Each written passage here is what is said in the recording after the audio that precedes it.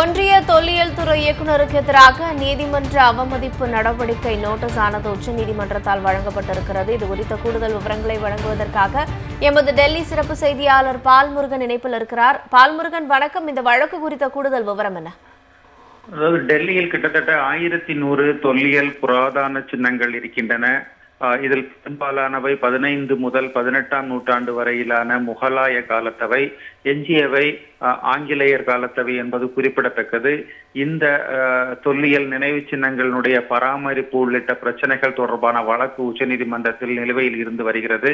இந்த வழக்கை விசாரித்த உச்சநீதிமன்றம் தான் இந்த தொல்லியல் பராமரிப்பு தொடர்பாக, புராதன சின்னங்கள் தொடர்பாக ஒன்றிய தொல்லியல் துறையின் நேரடி கட்டுப்பாட்டின் கீழ் உள்ள 173 இடங்களுக்கான விவரங்களை கோரியிருந்தது. அதாவது இந்த 173 புராதன சின்னங்கள் தொடர்பான விவரங்கள், அதனுடைய அமைப்புகள், கட்டிடத்தின் விவரங்கள், அதனுடைய ஜியோ மேப் உள்ளிட்டவற்றை தாக்கல் செய்ய வேண்டும் என்று ஒன்றிய தொல்லியல் துறைக்கு உத்தரவிட்டிருந்தது. அதே போன்று எஞ்சிய தொல்லியல் புராதன சின்னங்கள் டெல்லியில் உள்ள மாநகராட்சி, அதே போன்று புதுடெல்லி மாநகராட்சி ஆகியவற்றின் கட்டுப்பாட்டில் இருக்கிறது. அந்த அமைப்புகள் அறிக்கை தாக்கல் செய்த நிலையில் ஒன்றிய தொல்லியல் துறை மட்டும் அறிக்கை தாக்கல் செய்யவில்லை.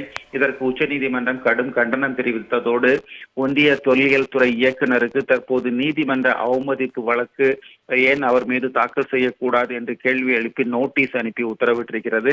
வழக்கினுடைய அடுத்த விசாரணை ஏப்ரல் 13ஆம் தேதிக்கு ஒத்திவைக்கப்பட்டிருக்கிறது.